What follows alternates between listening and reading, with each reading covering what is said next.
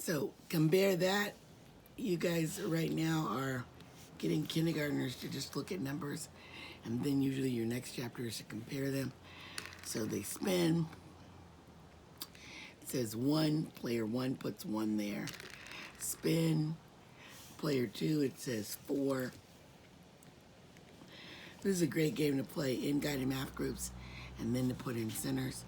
And then the kids compare who has more. Who has more? How many more? Three more. Who has fewer? Player one. How many fewer? Three fewer. Right? So remember, you say fewer when you can count it. You say less when you can't count it. So she has fewer marbles than he does. She has less sugar. So anyway, that's that game. It's a great workstation.